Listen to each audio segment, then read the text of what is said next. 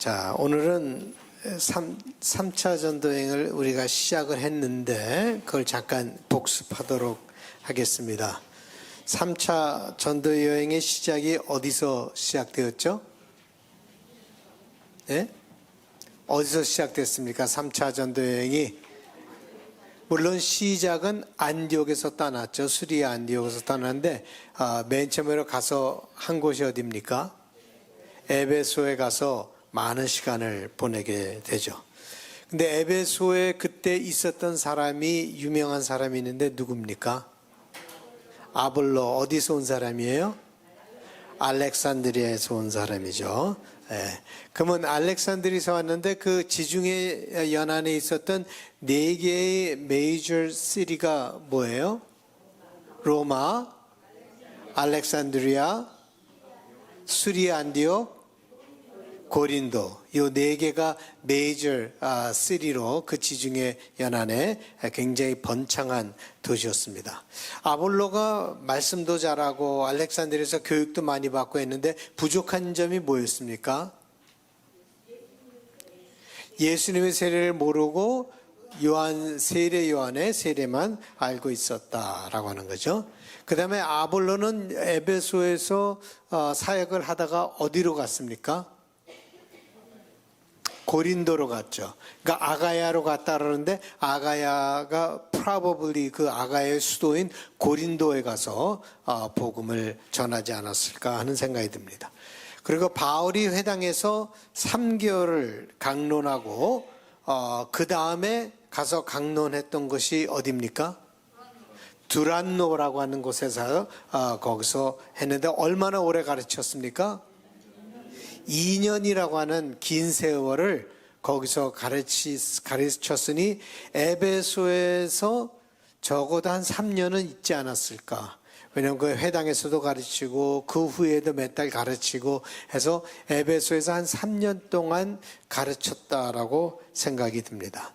그 에베소에서 바울이 굉장히 큰 능력을 발휘하죠.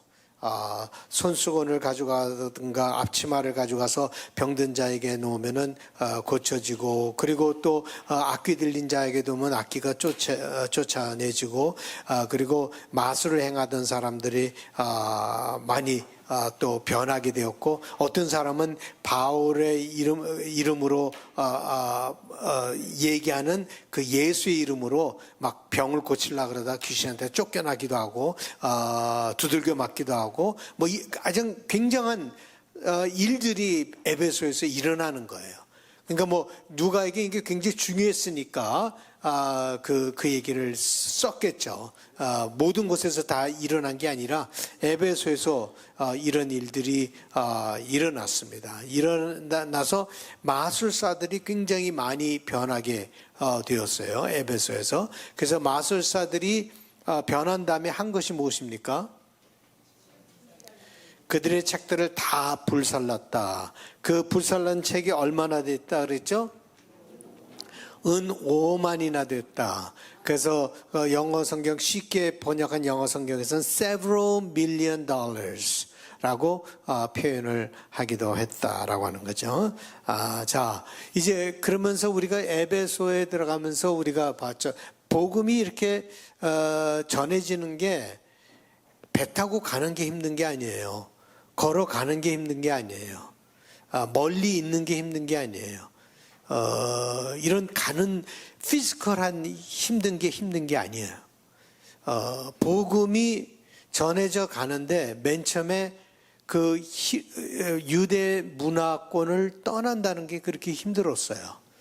계속해서 힘들어요. 사도행전 보면 끝까지 힘들어요.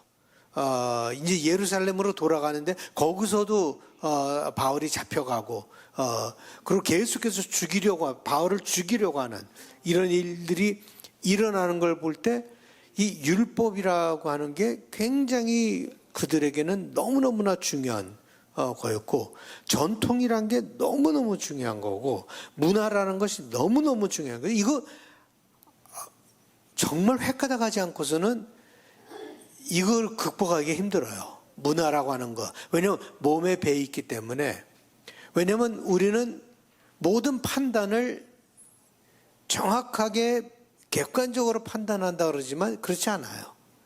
여러분들의 문화권 속에서 여러분들의 생각이 영향을 받고 그것에 의해서 판단을 해요. 그 자기 자신의 의견이나 자기 자신의 그걸 갖다 절대화시키는 건 굉장히 어리석은 생각일 수도 있고 위험한 생각일 수도 있다라고 하는 것을 여러분들이 아셔야 돼요. 그래서 배워야 되는 거예요. 우리가 계속 배울 때 익스팬드가 되거든요. 그렇죠. 우리가 그렇게 하나님이 아니에요. 모든 것을 다 정확하게 객관적으로 볼 수 있는 눈을 가진 사람은 없어요.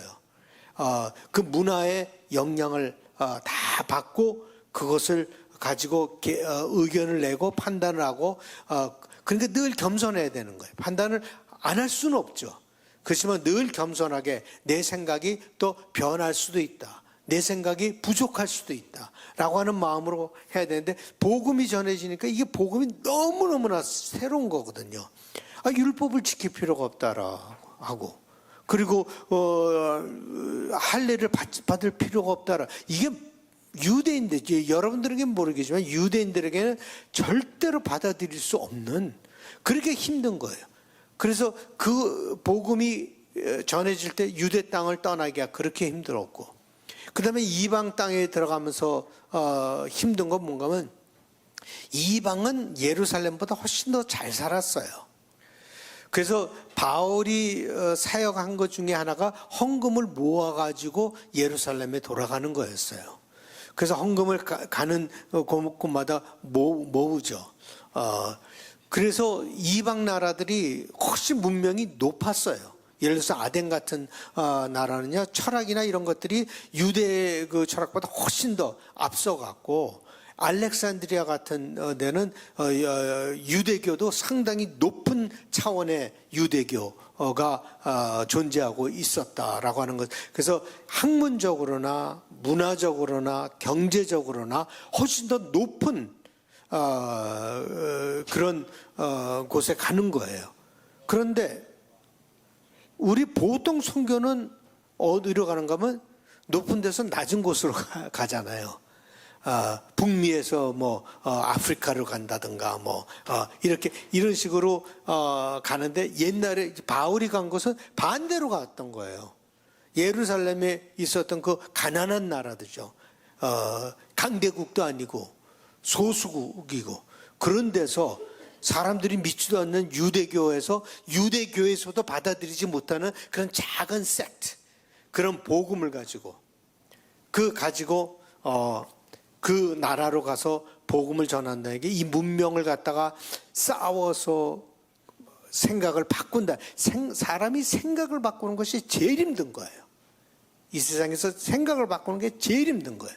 근데 자기네들이 자부심을 갖고 있는 그 문명권에 들어가고 그 생각을 바꿔서 복음을 전한다는 것이 굉장히 힘들었다라고 하는 것을 우리가 보게 되죠. 그래서 참 이게 성령의 능력 아니면은 불가능했고 예수님의 부활의 능력 아니면은 불가능했다라고 하는 것을 볼 때 참 이 부활의 메시지란 게 얼마나 귀한 메시지인지 몰라요. 여러분들이 이 부활의 메시지를 갖고 있지 않다면은 삶이 너무너무 어려워요. 이번에 끝나면 그 다 끝나는 건가? 모든 것이 다 사라져버리고 끝나버리는 건가? 그게 아니라 영생이 있다. 구원이 있다.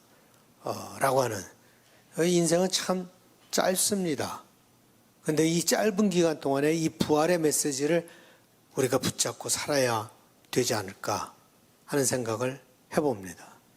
참, 이번, 세러데이는 우리 영어권의 한 사람 지금 82년생인데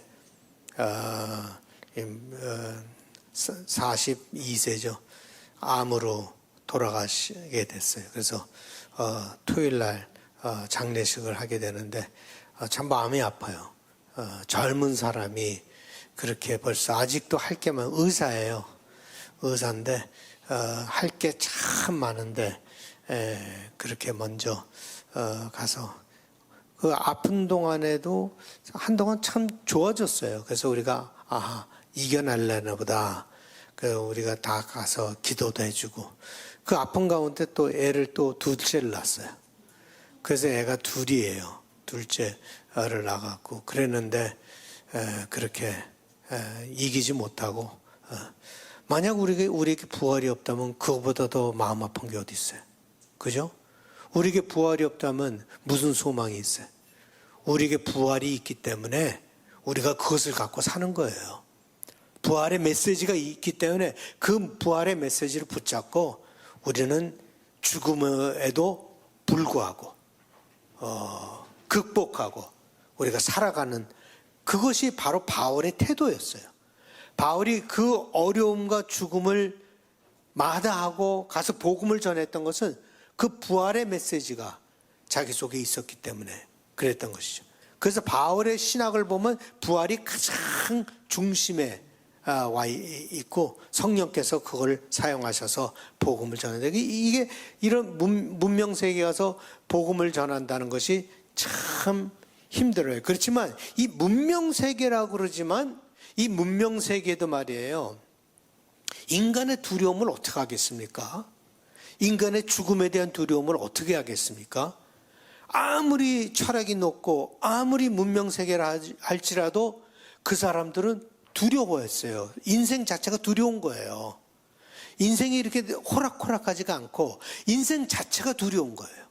살아가는 것 자체가 두려운 거예요. 죽는 것도 두렵지만 살아가는 것 자체가 두려운 거예요. 그러니까 가보면 전부 다 우상들을 만들어 놨단 말이죠. 문명 세계지만 아덴에 가서도 그 문명이 고도로 발달한 거기도 가보니까 수두룩하게 그냥 템플들이 있고 그냥 신상들이 여기저기 깔려 있고 그 신상 중에는 우리가 이름을 알지 못하는 신상까지 쭉 깔려 있어요. 왜 그래요? 인간이 다 아무리 똑똑해도 아니까 자기네들은 죽을 거다. 그리고 자기네들은 이 자연의 힘을 이길 수 있는 힘이 없다. 인생에 일어나는 병을 이길 수 있는 힘이 없다. 여러 가지 일어나는 재해나 이번에 폼페이에 가봤는데 이렇게 해서 그냥 죽었더라고요. 거기서 재가 그냥 쌓여가고 개가 이렇게 하다가 죽은 그대로 그 모습 그대로. 예? 이런 자연재해가 옛날엔 지진이 많이 일어났거든요. 그래서 폼페이가 완전히 무너진 것처럼 옛날엔 자연재해가 많아요. 왜냐하면 자연재해를 막을 수 있는 그런 방파제나 뭐 이런 것도 하나도 없었으니까 그냥 당하는 거죠. 그러니까 그 사람들은 자기네들이 두려우니까 뭐를 만들어? 신들을 만들어 놨어요. 그래서 이 복음이 가면서 이 어두운 영, 진실이 아닌 거짓된 것들, 우리 인간이 그런 걸 붙잡고 살면 안 돼요. 여러분. 그러면 여러분 자신에게 물어봐야 될 것이 현대 사회에 있어서 우상이 뭐냐 이거죠. 현대 사회에서 여러분 속에 자리 잡고 있는 우상이 뭐냐 이거죠. 돈이 우상이냐? 이 세상에 호유호락하는 것이 그게 우상이냐? 재밌는 것을 시큰 놀고 싶은 그것이 우상이냐? 예? 그거 우리 자신에게 물어봐야 되는. 그 우상 붙잡고 살면 어두운 영에 사로잡히게 되는 것이고 영원하지 못한 것을 붙잡는 것이니까 그건 너무 허무한 거예요. 짧은 시간 동안에 우리가 영원한 것을 붙잡아야 되고 영원한 것을 깨달아야 되고 영원한 메시지를 갖고 살아야 되는데 우리가 그걸 하지 못하고 그냥 일시적으로 왔다가 사라지는 것에 기쁨을 가지고 그 기쁨이 마치 모든 기쁨이라고 생각하는 그것 자체가 잘못된 생각이에요. 바울은 그 잘못된 생각을 그 복음이 이제는 그런 생각과 싸워서 이겨나가야만 하는, 그러니까 복음이 전해진다는 게 기적이에요. 복음이 전해졌다는 것이 기적이에요. 굉장히 힘든 일을 지금 바울은 하고 있는 거예요. 지금 보니까 한동안에 그냥 한국에서는 옛날에는 목사들은 이발사보다도 밑에서 결혼 대상자로 알았어요. 그런데 한동안은 막 올라가고 뭐 변호사, 의사, 사야 그런 것보다는 목사가 돼야 돼. 그래 갖고는 그 경쟁률도 얼마나 옛날에는 그냥 시험도 못 보는 애들이 들어가서 막 그랬는데 막 올라가더니 요새는 또 떨어졌대요. 이게 뭐 유행이에요, 뭐예요? 예? 우리가 이런 것들을 이렇게 잘 살펴보면서 우리가 살아가는 모습들이 어떤 모습인가? 여러분들은 어리석은 삶에 여러분들의 시간을 다 낭비하시지 않기를 바랍니다. 말씀을 배우시고 말씀 가운데서 부활의 메시지를 깨닫고, 부활의 메시지 깨닫는 거 여러분 절대로 머리로 깨달을 수 없어요. 그건 머리로 깨달아지는 게 아니에요. 계속해서 반복해서 여러분들이 말씀을 배울 때 말씀이 확신을 주는 것이지 여러분들이 머리로 피규어아웃 할 수 있는 게 아니에요. 그래서 여러분 속에 이런 부활의 메시지가 강하게 여러분 속에 일어날 수 있기를 바랍니다. 자, 이제 에베소에서 이런 강한 능력이, 하나님의 능력이 나타났어요. 그래서 막 귀신 들린 사람들도, 그러니까 하나님께서 그 시간을 사용하신 거죠. 성령께서 그 순간, 그 에베소에는 그게 필요했기 때문에 손수건을 가져가거나 앞치마를 가져가면 다 고침을 받는 막 역사를 만드신 거예요. 제가 뉴욕에 한번 강사로 갔었어요. 부흥회 강사. 젊은 애들이에요. 젊은 애들인데 강사로 갔는데 그날 저녁에 모여서 간증을 하는데 말이에요.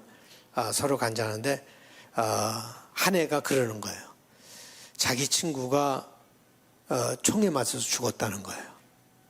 그래서 자기가 지금 고민 중이라고, 병원에 가야 될지 안 가야 될지, 죽지는 않았고 참 중상을 입어요. 지금 병원에 가야 될지 안 가야 될지 그게 고민이라고. 그래서 제가 그게 왜 고민이냐 그랬더니 자기가 병원에 가면은 복수를 해야 된다 이거죠. 복수를 하면 가서 자기도 총으로 쏴 죽여야 된다 이거죠. 자, 걔를 이 갱단 애들이니까 안 가면은 그냥 거기서 결국은 안 갔어요. 근데 그날 저녁에 성령께서 강하게 임하시는 거예요. 제가 요한복음 14장에서 16장에 나오는 성령에 대해서, 그 요한복음의 14장에서 16장이 성령장들이거든요. 거기 성령에 대해서 가르치면서 요한복음 14장, 16장을 쭉 가르치는데 막 말씀을 전하고 기도를 하는데 애들이 넘어지기 시작하는 거예요. 여기저기 막 뒹굴기 시작하는 거예요. 넘어지고 쓰러지고 거기서 뭐 방언도 터지고 별의별 일들이 다 일어난 거예요. 하나님께서 그렇게 애들이 강팍한 심령에 이렇게 젖어 있는 애들에게 성령께서 역사하시는 거죠. 그건 우리가 주장하는 게 아니에요. 성령께서 역사하시면 성령께서 역사하시는 거예요. 성령께서 그렇게 역사하시지 않으면 그렇게 역사하시지 않는 것이고, 우리가 지난번에 성령에 대해서 우리가 보았죠. 방언이 성령이 말 때 방언이 터지고 뭐 이랬을 때 방언에 대해서 벌써 살펴봤기 때문에 자세히 보지 않겠지만 하나님께서는 필요에 따라서 그 역사를 반드시 하십니다. 하나님은 살아계십니다. 지금도 여러분 속에서 역사하고 계십니다. 그것을 믿지 못하는 것을 강팍하기 때문에 그러죠. 우리가 그걸 믿어야 되고 그것을 갖고 살아야 되겠다라고 하는 것을 우리가 다시 한번 생각해 봅니다. 자, 그러면 오늘 계속해서 19장 21절에서 41절 우리 보겠습니다.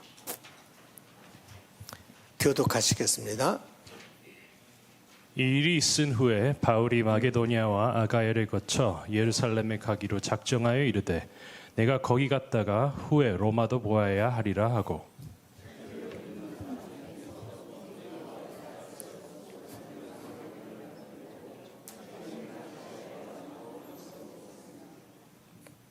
그때쯤 되어 이 도로 말미암아 적지 않은 소동이 있었으니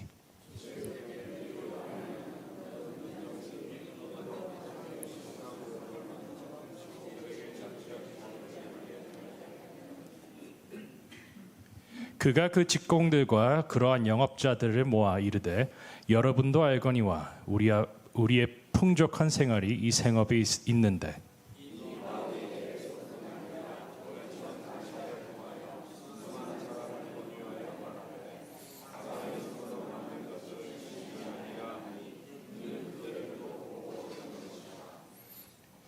우리의 이 영업이 천하여질 위험이 있을 뿐 아니라 큰 여신 아데미의 신전도 무시당하게 되고 온 아시아와 천하가 위하는 그의 위엄도 떨어질까 하노라 하더라.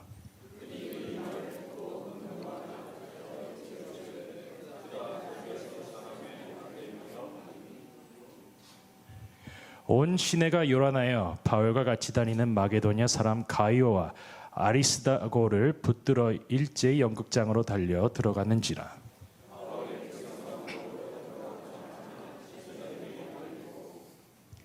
또 아시아 관리 중에 바울이 친구된 어떤 이들이 그에게 통지하여 연극장에 들어가지 말라 권하더라.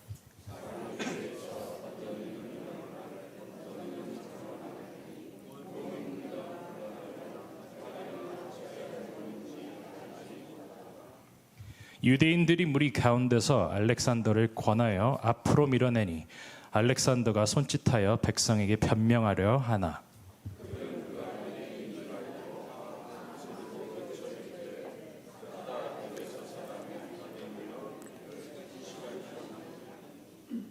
서기장이 무리를 진정시키고 이르되 에베소 사람들아 에베소시가 큰 아데미와 제우스에게서 내려온 우상의 신전지기가 된 줄을 누가 알지 못하겠느냐.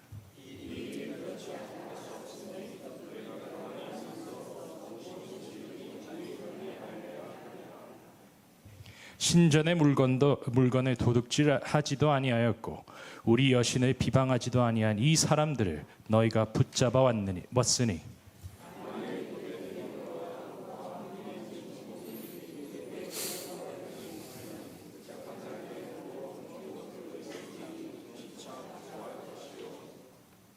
만일 그 외에 무엇을 원하면 정식으로 민회에서 결정할지라.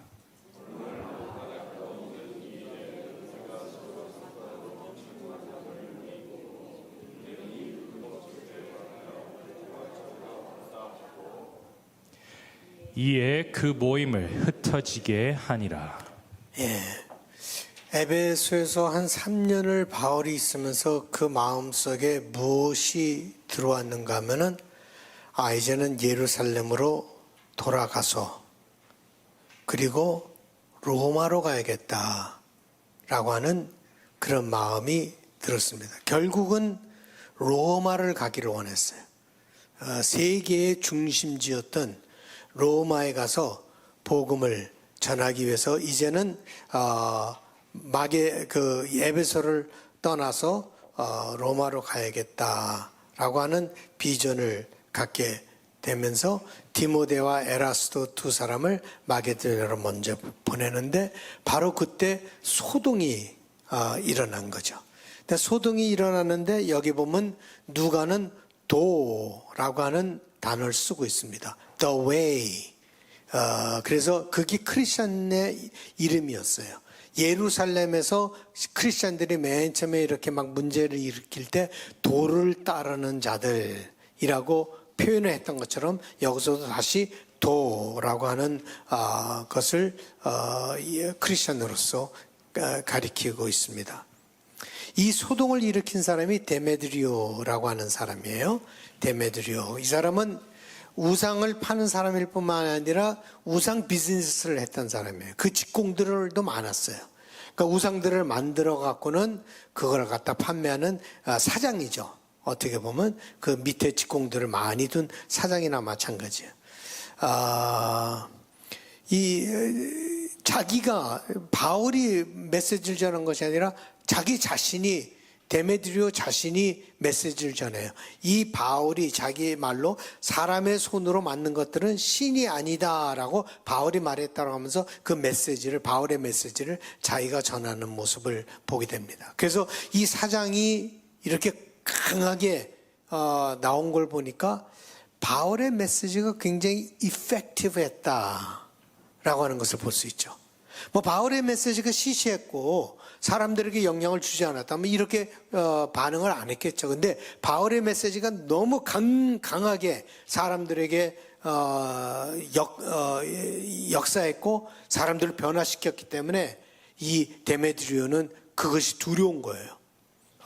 메시지가 너무 강하기 때문에 자기가 두려운 거예요. 이러다 보면 내 비즈니스가 다 망하겠다. 잘 세우는 이 비즈니스가 이게 신이 없다라고 하면은 그 다음에 어떻게 될까라고 하는 그런 위협감을 느끼게 된 거죠. 그래서 우리가 27절을 보면은 그것을 볼 수 있습니다.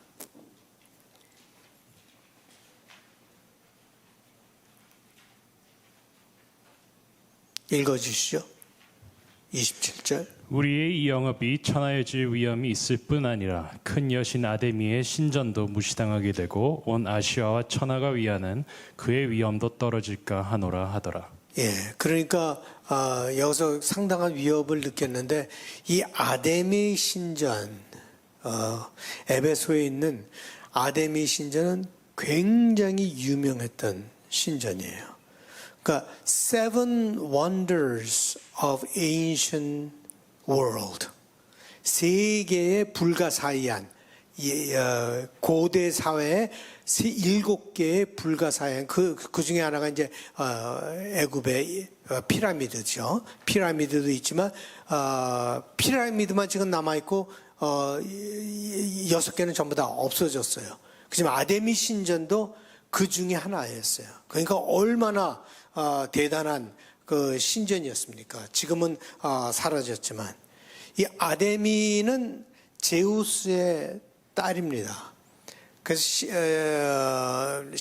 시작은 fertility god, 애를 잘 낳게 하는 그런 fertility god으로 했는데 여기 에베소의 페이트리온 goddess죠. 그러니까 모든 지방마다 페이트리온 그게 있잖아요. 자기네 나름대로의 한국말로는 수호신이라고 얘기할 수 있나? 뭐 그 지방이 그거 하는 그런 페이트리온 가디스였습니다. 그래서 에베소에서 수많은 사람들에게 영향을 미쳤던 사람들이죠. 그래서 데메드리오가 자기 직공들을 불러 모아서 소란을 일으키죠. 그리고 그 사람들이 하는 것이 크다 에베소 사람의 아데미여. 이것은 하나의 구호예요. 구호. 슬로건. 구호를 외치는 거야. 크다 에베소 사람의 아데미여. 크다 에베소 사람의 아데미여. 뭐 go live go 뭐 그런 거랑 비슷한 거죠. 크다 에베소 사람의 아데미하고 슬로건을 외치다가 그 다음에 가이오와 아리스타고를 붙잡아서 이제 그 사람들이 크리스천으로 알고 있어요. 바울은 찾지 못하고 가이오와 아리스토고를 붙잡아서 연극장으로 끌고 갑니다. 이 연극장이라니까 무슨 조그만 집이라고 생각하는 그게 아니에요. 커다란 스테디움인데 한 2만 5천 명 정도 들어간 스테디움인데 그림을 잠깐 볼까요? 예, 이렇게 생긴 그래서 로마의 스테디움은요, 그게 달라요. 예를 들어서 콜로세움 같은 거는 여기 벽이 쭉 있어갖고 로마의 콜로세움, 로마의 원형극장은 그렇습니다. 그러나 이 그리스의 원형극장은 이렇게 멀리 퍼져 있어요. 그래서 로마의 그 집 구조하고 그리스의 집 구조가 다른데 가보면 로마에 가보면 이 두 가지가 같이 섞여서 있는 것을 보게 돼요.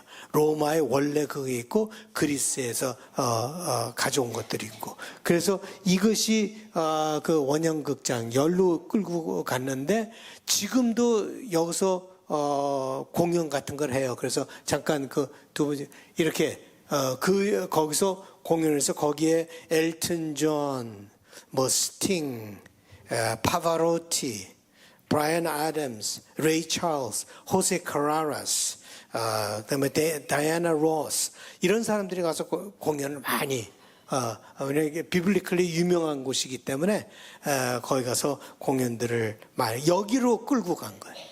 여기로 아리스고하고 다고하고 가요를 끌고 간 거예요. 여기서 우리가 아리스다고에 대해서 잠깐 살펴볼 필요가 있는데 골로새서 4장 10절을 잠깐 보시면은 읽어주시죠. 나와 함께 갇힌 아리스다고와 바나바의 생질 마가와 이 마가에 대하여 너희가 명을 받았음에 그가 이르거든 영접하라. 예, 여기 보면 바나바의 생질 마가 때문에 싸움이 일어났잖아요. 근데 여기 보니까 마가를 받아들이는 바울의 모습을 우리가 보게 되는데 여기에 바로 아리스다고를 얘기를 하고 있습니다. 이 아리스다고는 데살로니가 사람입니다. 데살로니가 출신의 사람인데 바울과 끝까지 같이 동행을 합니다. 바울과 같이 예루살렘에 갔고 예루살렘에서 잡혀갔을 때 같이 로마로 가서 거기서 같이 옥에 갇혀서 바울과 같이 생활을 했던 굉장히 귀한 사람. 바울에게는 굉장히 귀한 사람들이에요. 이 아리스다고가 이제 거기에 원형극장에 잡혀갔죠. 거기에 수많은 사람들이요, 거기에 모였는데, 태반이 왜 거기 모였는지 모르고 있어요. 이 한국에 데모하는 거랑 똑같아요. 가자 하고 데모하는데, 너 왜 나왔냐? 그러면, 모르겠는데, 왜 나왔는지. 그냥 소리질. 예, 태반이 거기 그냥 군중 심리로 선동이 되어서 거기 나와 있던 사람들이 많았습니다. 거기에 있던 유대인들은 말이에요.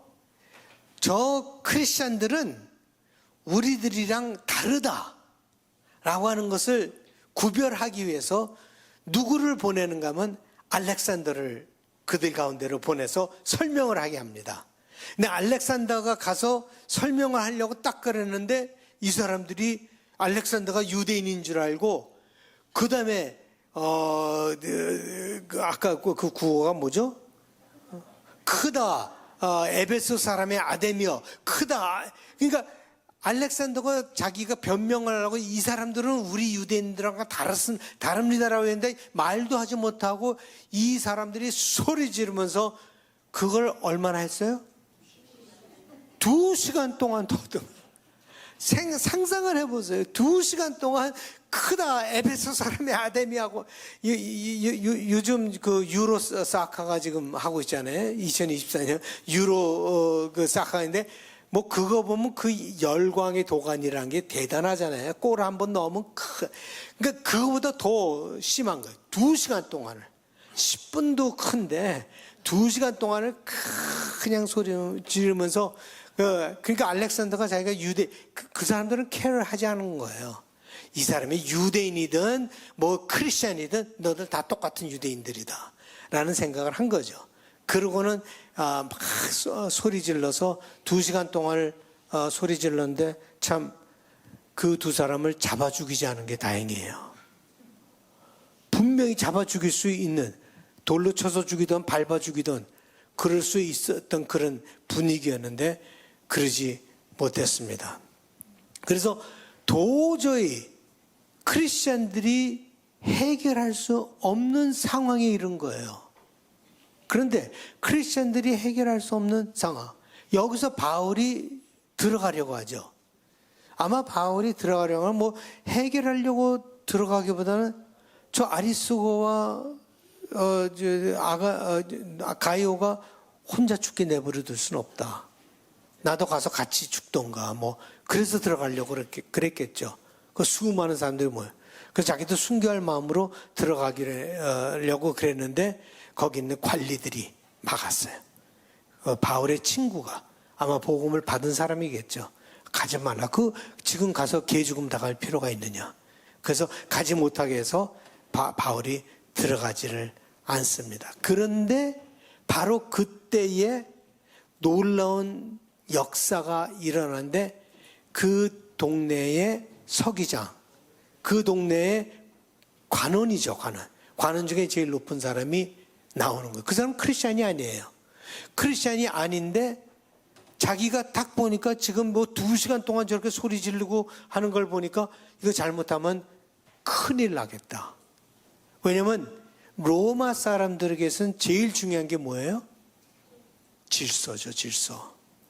질서가 제일 중요했던 거예요.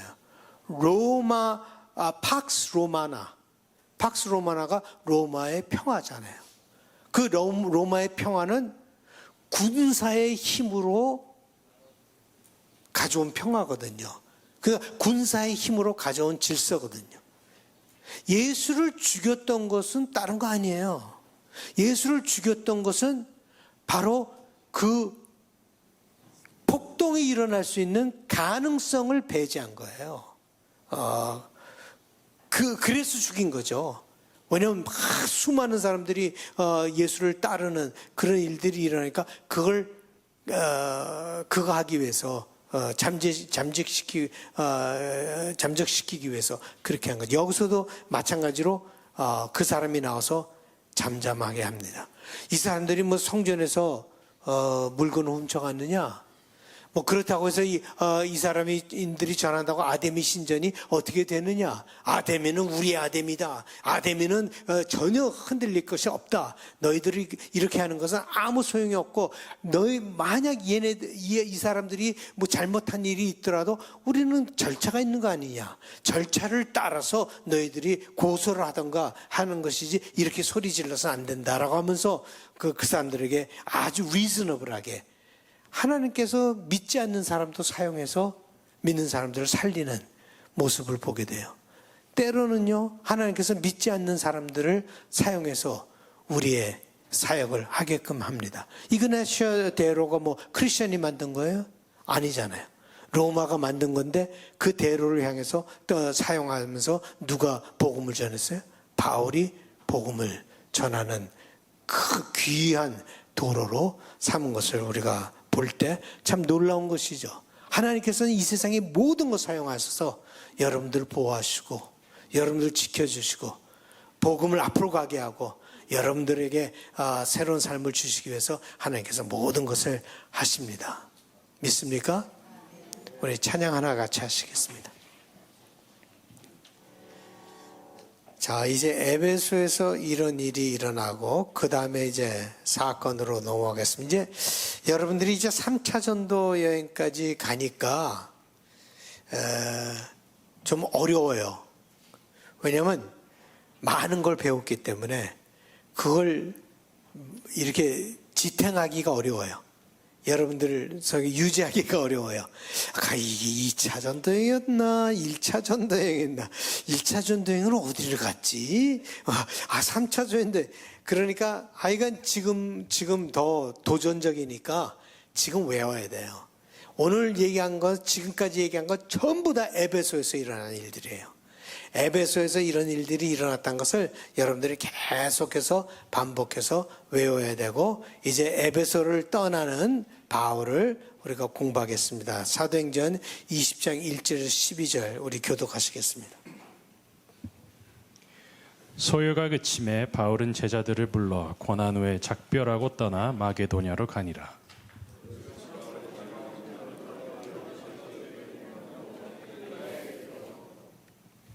거기 석 달 동안 있다가 배 타고 수리아로 가고자 할 그때 유대인들이 자기를 해하려고 공모함으로 마게도냐를 거쳐 돌아가기로 작정하니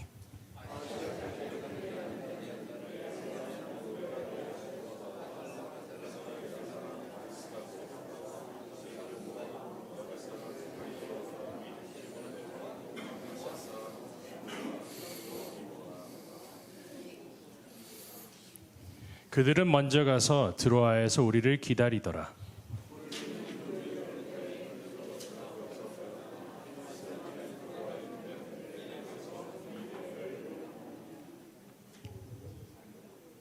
유두고를 살리다는 건 없었어요. 7절. 그 주간에 첫날에 우리가 떡을 떼려 하여 모였더니 바울이 이튿날 떠나고자 하여 그들에게 강론할세 말을 밤중까지 계속하며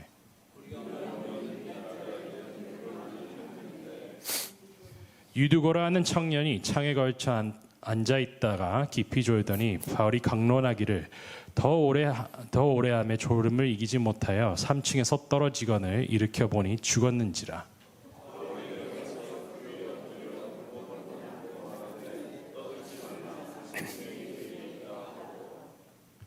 올라가 떡을 떼어 먹고 오랫동안 곧날이 새기까지 이야기하고 떠나니라.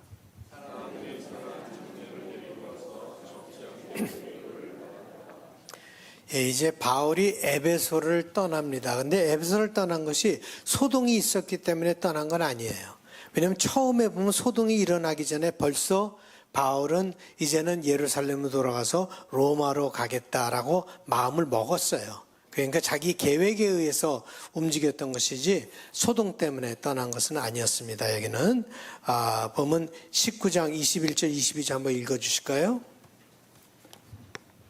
이 일이 있은 후에 바울이 마게도냐와 아가야를 거쳐 예루살렘에 가기로 작정하여 이르되 내가 거기 갔다가 후에 로마로 보아야 하리라 하고 자기를 돕는 사람 중에서 디모데와 에라스도 두 사람을 마게도냐로 보내고 자기는 아시아에 얼마 동안 더 있으니라. 예, 그 다음에 소동이 일어난 거거든요.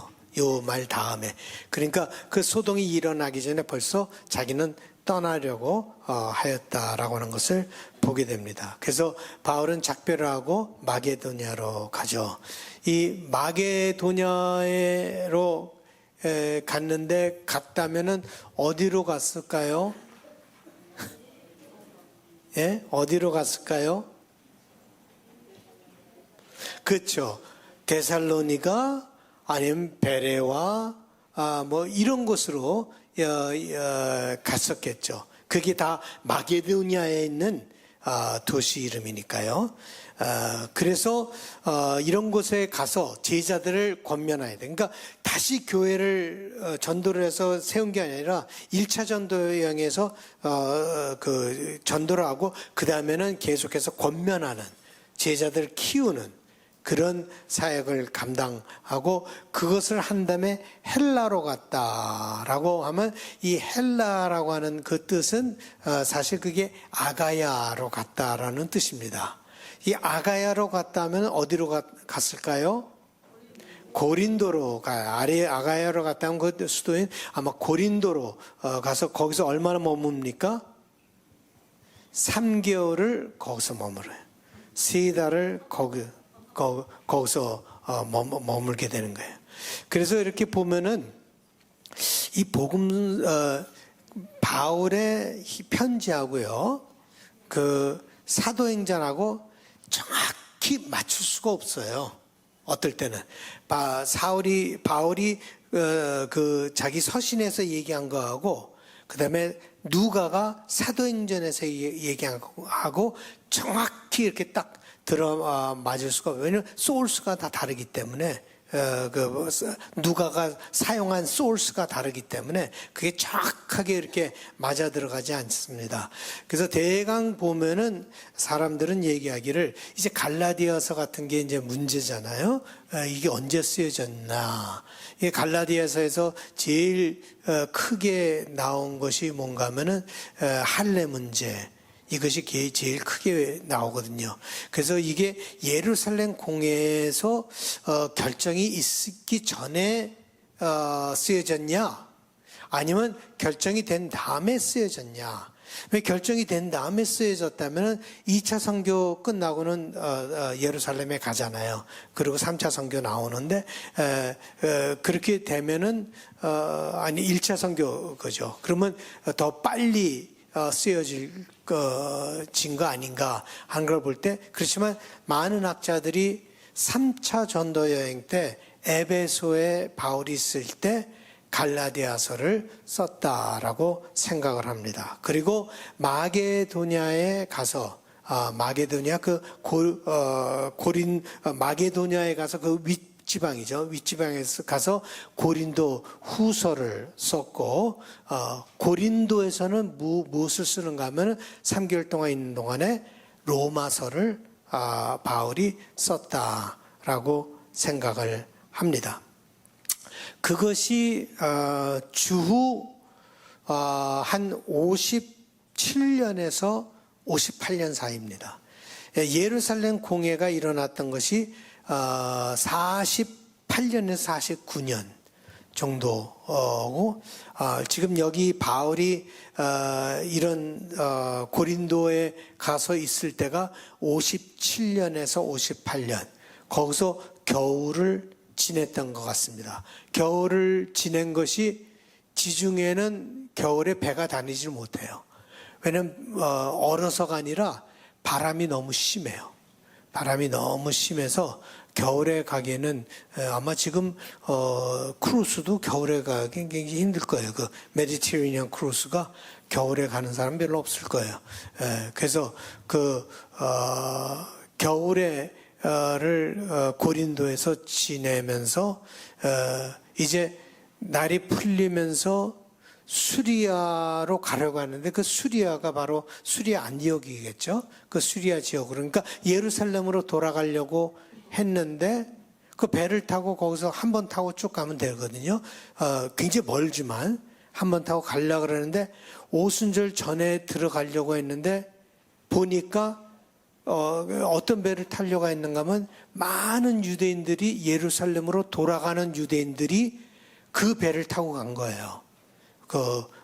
그 사람들도 오순절 전에 가기 위해서 그 배를 타고 갔던 거죠. 요새 보면 비행기 탈 때 추석 때 어디 비행기 타고 가는 것처럼 그 배를 타고 가려고 했는데 무슨 얘기를 듣는가 하면 누군가가 너를 죽이려고 한다. 그러다면 죽이려고 한다면 배에서 죽이려고 했던 거겠죠. 배에서 죽이려고 하니까 배를 그걸 타고 가면은 그거는 굉장히 피할 수가 없는 그런 상황. 거기 유대인들도 많고 그렇기 때문에 굉장히 위험한 상태니까 바울이 배를 타고 가는 대신에 마게도냐로 해서 육로로 가겠다 해서 그 코스를 바꾼 거예요. 왜냐하면 그 예루살렘 그 유대인들이 바울을 죽이려고 했기 때문에 코스를 바뀐 거죠. 그런데 여기 이제는 많은 팀이 거기에 합류하게 됐어요. 그래서 20장 4절 한번 읽어주시고. 아시아까지 함께 가는 자는 베레와 사람 브로의 아들 소바더와 데살로니가 사람 아리스다고와 세군도와 더베 사람 가이오와 및 디모데와 아시아 사람 두기고와 두로비모라. 예. 몇 명이 나와요? 네. 전체 7명이 나와요. 그럼 몇 명이 항해를 했을까요? 몇 명이 같이 갔을까요? 이 7명에다가 바울, 그러니까 8명. 예? 그렇죠. 누가가 거기 한 게 2장 5절, 20장 5절을 보세요. 한번 읽어주실까요?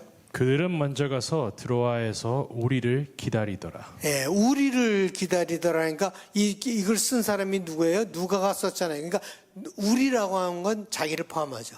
이 16장에서 이 우리라고 하는 단어가 사라져 버렸죠. 그들이. 그래서 누가는 어디 남아 있었습니까? 이제 이게 문제예요. 그죠? 시간이 가면서 이게 그렇죠. 빌립보에 남아 있었어요. 참 대단하세요. 빌립보의 16장에서 우리를 하면서 빌립보에 누가가 같이 갔었어요. 그런데 그 다음에 빌립보를 떠날 때는 그들이라고 하는 단어로 바뀌어버려요. 그러니까 우리가 그게 없어져요. 그러니까 빌립보에 누가는 남아서 사역을 했는데 이번에 바울이 간 게 마게도냐에서 어디로 가요? 빌립보로 간단 말이죠. 그 빌립보에서 그 누가가 같이 동행을 하게 되는 거예요. 다시. 그러니까 7명 플러스 바울 8명, 누가 9명, 또 한 사람이 있을 것 같아요. 신라가 얘기를 안 했지만 신라는 3차 여행을 같이 떠나는 사람 아니에요. 그러니까 신라가 같이 3차 여행, 2차 여행을 같이 떠났는데 신라가 같이 동행하지 않았을까 하는 생각이 듭니다. 자, 그 7사람은 먼저 드로아로 가서 바울을 기다렸습니다. 그리고 바울은 누가와 함께 빌립보에서 이제 드로아로 가게 됐죠. 그래서 이 사람들에 대해서 우리가 잠깐 보면요. 드로비모는, 그 중에 드로비모는요, 참 바울이랑 같이 가기를 원했지만 아팠어요. 아팠기 때문에 드로비모는 밀레도에 두고 갑니다. 밀레도는 이제 나중에 나오는 거예요. 지금은 아직 안 나와요. 밀레도에 두고 가요. 그렇지만 이제 이 두기고라고 하는 사람, 이 사람은요, 두기고라고 하는 사람은요, 바울과 같이 로마까지 따라갔었고, 에베소서와 골로새서를 가지고 전달해 준 사람이에요. 이 두기고가 에베소서와 골로새서를 전달해 준 사람이다. 그래서 굉장히 중요한 사람이에요. 이 두기고라고 하는 사람이요. 이렇게 바울의 사역을 통하여서 수많은 사람들이 바울과 같이 동행을 했어요. 바울에게 은혜를 받고 하나님의 은혜를 경험하고 그들은 바울과 같이 동행하면서 바울을 도와줬어요. 로마에서 가택 연금됐을 때도 다 시중을 들어주고 하는 일들을 다 이들이 하게 됩니다. 그들은 바울처럼 말씀을 전할 수 있는 능력이 없었어요. 그리고 또 기적을 행했다는 말이 없어요. 그런 능력을 할 수 있는 사람들이 아니었어요. 그렇지만 그 사람들은 또 귀한 사람들이에요. 아주 사역을 잔일까지 합해서 모든 사역을 다 감당했던 아주 귀한 사람. 그 사람들이 없었으면 바울은 사역을 할 수가 없었죠. 그 사람들이 있었기 때문에 바울은 그 사역을 같이 할 수가 있었습니다. 그래서 무교절 후에 빌립보에서 배로 떠나서 닷새만에 드로아에 도착하는데 아마 빌립보에서 네아폴리까지는 걸어갔겠죠. 그러니까 닷새가 걸려는 게 빌립보는 항구 도시가 아니니까 네아폴리까지 걸어가서 거기서 배를 타고 드로아로 갔기 때문에 닷새가 걸려서 드로아로 가게 됩니다. 그게 주후 한 58년 정도 되는 거예요. 주후 58년. 이 드로아에서 일주일을 머무는데 드로아에서 일어났던 중요한 일이 무엇입니까? 예? 드로아에서 지금 말고 이전에 일어났던 중요한 일이 뭡니까? 그죠. 드로아에서 바로 환상을 보고 바울이 그 선교의 방향을 바꿔서 마게도냐로 가게 됐던 곳이 바로 이 드로아에서 환상을 보게 됐는데 여기서 또 놀라운 일이 일어납니다. 드로아에서 유두고라 하는 청년의 이야기인데 이 유두고라고 하는 그 단어 자체가 참 재밌어요. 그 뜻이 뭔가 하면 lucky, fortunate. 그 3층에 앉아갖고 떨어져서 죽은 공을 어떻게 보면 럭키하지 않은 거죠. 근데 마침 바울이 설교를 할 때 떨어져 죽었기 때문에 살아나게 되었다. 유두고라고 하는 이 사람은 아마 노예층의 사람이 아닐까, 좀 가난한 층의 사람이 아닐까 하는 생각이 들어요. 그래서 하루 종일 일하다가 그래도 바울의 메시지가 듣고 싶어서 그 집회에 참석했는데 자리가 없는 거예요. 자리가 없으니까 유리창 근처에 거기 앉아서 거기서라도 제 자리가 아니고 거기 앉아서 하다가 하루 종일 일했는데 거기 등불도 많고 막 기름도 이렇게 연기하니까 졸음이 살살 온 거예요. 근데 바울은 계속 그 다음날 떠나야 되니까 바울은 있는 것을 다 털어놓고 거기서 그냥 메시지를 다 전하니까 계속 밤중까지 계속되는 거예요. 그러니까 이 사람이 참다 못하다 자기도 모르게 떨어졌는데 3층에서 떨어져서 죽었어요. 그래서 바울이 가갖고 그 사람을 살리는 역사를 하는데 그걸 보여주는데 이걸 보면 선지자의 그 바울의 선지자적인 모습을 보게 되는데 엘리야도 비슷한 얘기를 하죠. 비슷한 경험을 하죠. 우리가 엘리야 그 열왕기상 17장 한번 읽어주시기 바랍니다. 그 아이 위에 몸을 3번 펴서 엎드리고 여호와께 부르짖어 이르되 내 하나님 여호와여 원하건대 이 아이의 혼으로 그의 몸에 돌아오게 하옵소서 하니 여호와께서 엘리야의 소리를 들으심으로 그 아이의 혼이 몸으로 돌아오고 살아난지라. 예, 이렇게 선지자들도 어떻게 보면 누가는 지금 바울이 선지자의 전통을 따라서 계속해서 말씀을 전하고 사역을 감당하고 있다라고 하는 것을 암시적으로 우리에게 얘기해 주고 있는 것 아닌가 하는 생각을 해봅니다. 우리 찬양 하나 더 하시죠. 예, 사도행전 20장 13절에 16절. 이거는 이제 바울이 마지막 누가가 행선지를 갖다 기록하고 있습니다. 우리는 앞서 배를 타고 앗소에서 바울을 태우려고 그리로 가니 이는 바울이 걸어서 가고자 하여 그렇게 정하여 준 것이라.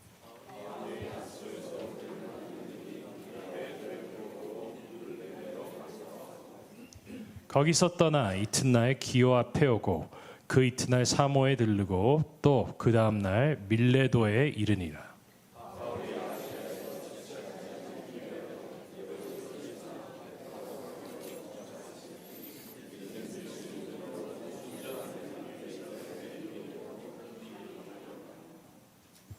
예, 지도 잠깐 보여주시겠어요?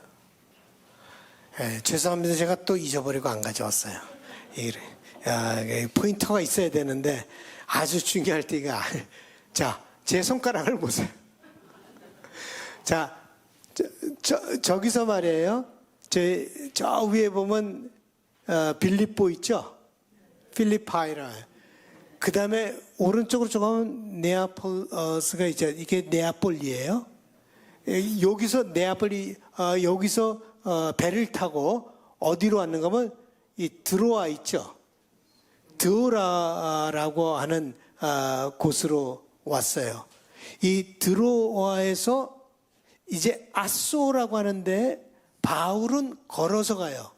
30km 정도 걸려요. 근데 다른 사람들은 배를 타고 렉텀이라고 하는 이거 뭐래요? 케이프 렉텀.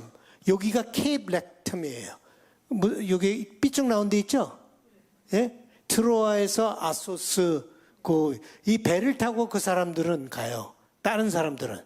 그래서 이렇게 쭉 돌아서 아소로 가고 바울은 혼자서 걸어가요. 아마 자기가 생각할 게 많아서 그러는가 봐요.